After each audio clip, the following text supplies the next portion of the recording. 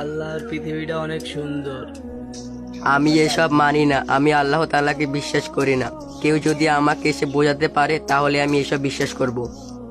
আমাদের একজন লোক আছে যে তোমাকে বুঝাতে পারবে আল্লাহ আছেন। তুমি তাকে আসতে বলো, আমি বসবো। তুমি তাহলে কখন বসতে চাও?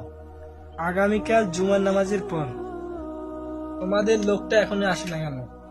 এই তো চলে আসবে। সমস্যা হলো নাকি সে এখন আসো না? 3টা বেজে গেল, এখনো আসলো না।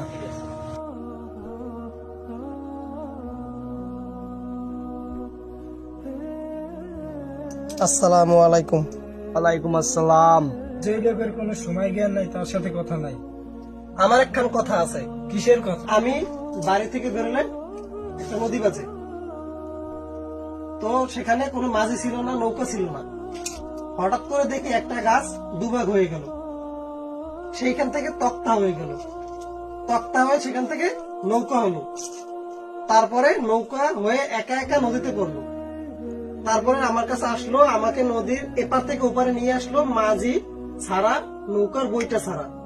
তাই আমার আসতে 2 ঘন্টা লেট হয়ে গেল। কি বলছে, কি বলেন এসব? টেনশনে কি রাতে ঘুমোতে পারেননি?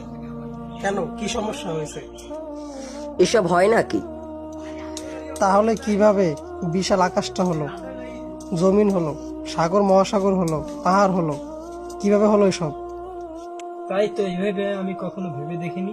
আপনি আমার ঘুমন্ত সত্তাকে জাগিয়ে তুলেছেন। আপনি আমার চিন্তার জগতে নাড়া দিতে পেরেছেন, আর আমি দেরি করতে চাই না। আপনি আমাকে পড়াই দিন সেই মহামূল্যবান জিনিস, লা ইলাহা ইল্লাল্লাহু মুহাম্মাদুর রাসূলুল্লাহ। আমিন। আল্লাহ আপনাকে কবুল করুক। আমিন।